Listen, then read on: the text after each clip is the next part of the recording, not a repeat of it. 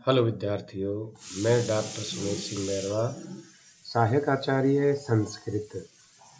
देखिए, मैं आपको जो अलंकार जो आपके पाठ्यक्रम में निर्धारित है, अलंकार नामक जो चैप्टर, मैं उसका वर्णन आपके सामने कर रहा था। और मैंने आपको शब्दालंकार, जो 5 प्रकार के अलंकार माने गए हैं, उन 5 प्रकार के अलंकारों का वर्णन, उस 5 में से जो आपके पाठ्यक्रम में निर्धारित अलंकार माने गए हैं, उनका वर्णन मैं आपको कर चुका हूँ। और जो शब्दालंकार 3 मैंने आपको पढ़ाए हैं, उनमें से एक अलंकार निश्चित रूप से ही आपके प्रश्न पत्र के अंतर्गत आएगा। अब मैं आपको पढ़ाने जा रहा हूँ, वो है अर्था अलंकार। और उस अर्था अलंकार से तात्पर्य है कि अर्था अलंकार 5 शब्दालंकारों को छोड़ करके शेष जो अलंकार बचते हैं, उनको हम अर्थालंकार के नाम से जानते हैं। तो अर्थालंकारों में जो आपके पाठ्यक्रम में निर्धारित है, वह पहला अलंकार है उपमा अलंकार। उपमा अलंकार से तात्पर्य है कि बोई, हमको उसका लक्षण लिखना अत्यंत आवश्यक है। लक्षण लिखने के बाद उसकी परिभाषा, और परिभाषा के बाद उसका उदाहरण लिखना आवश्यक है।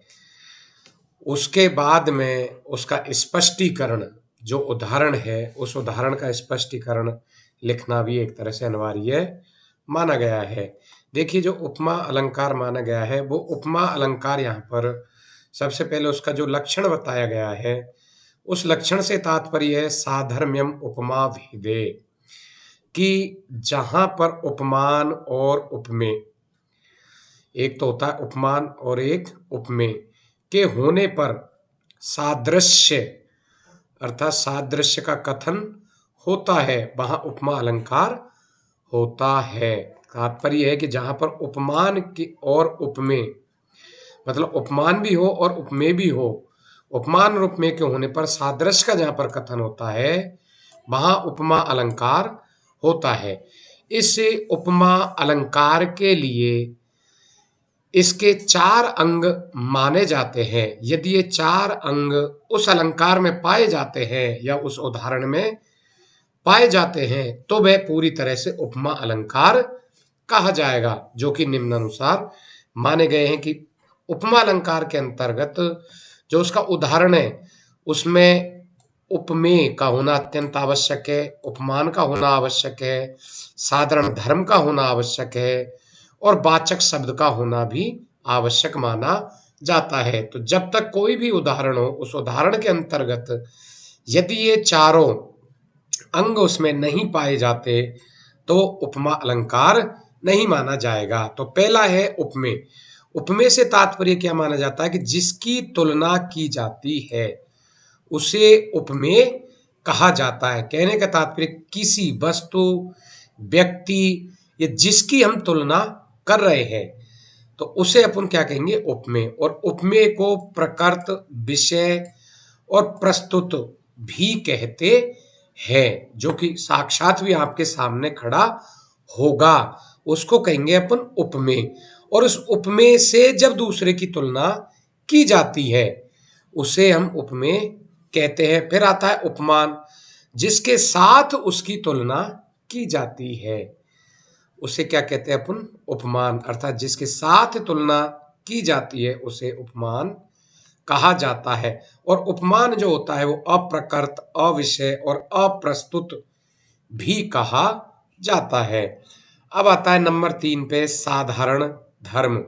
साधारण धर्म से तात्पर्य माना जाता है कि उपमेय और उपमान में पाए जाने वाला समान तत्व, अर्थात वो तत्व जो उपमेय भी उपस्थित होना आवश्यक है और उपमान में भी होना आवश्यक माना जाता है।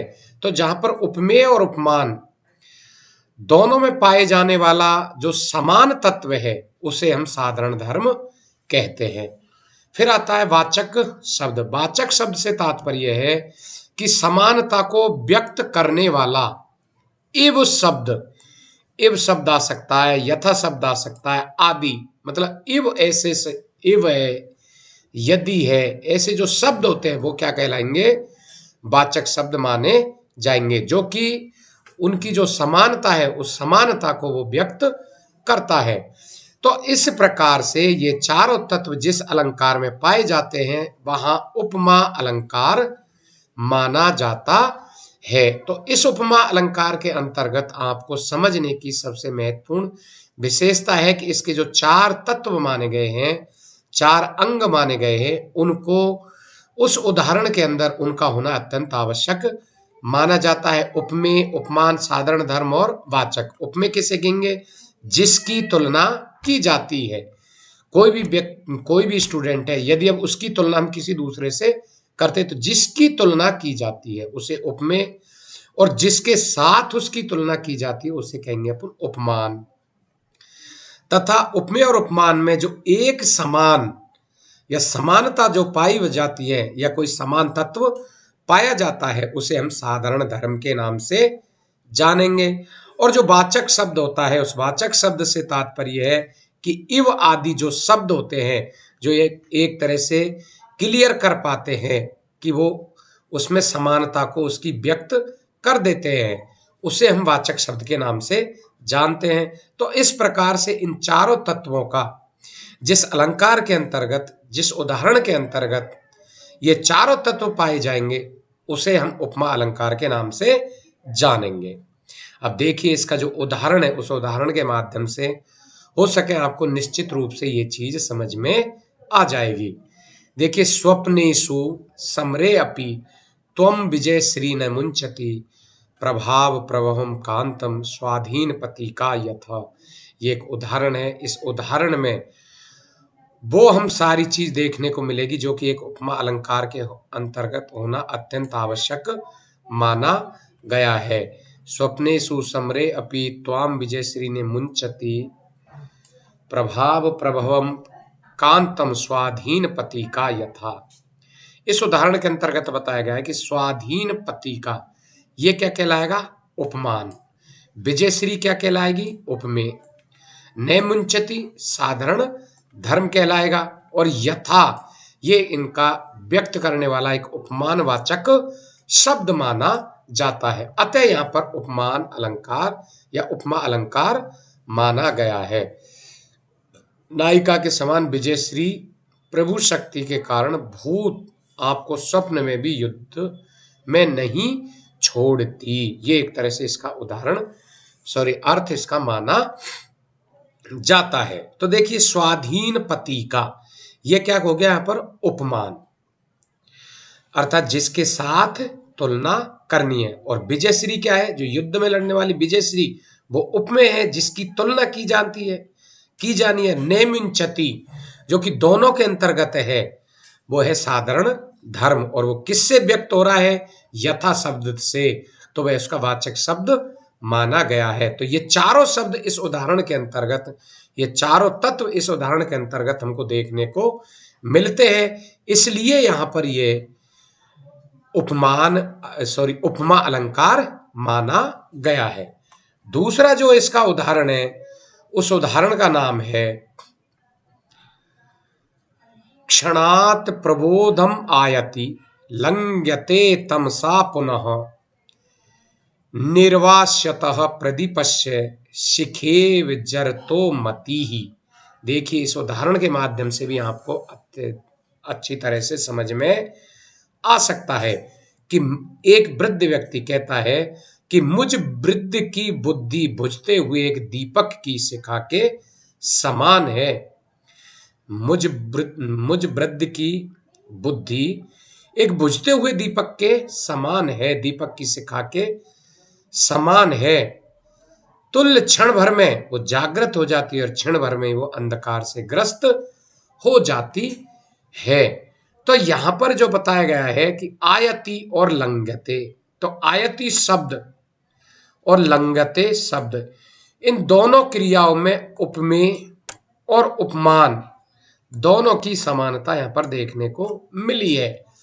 अतः यहां पर उपमा है, और वृद्ध पुरुष की मति उपमेय होगी, तथा बुझते हुए दीपक के समान शिखा ये क्या कहेगी? उपमान।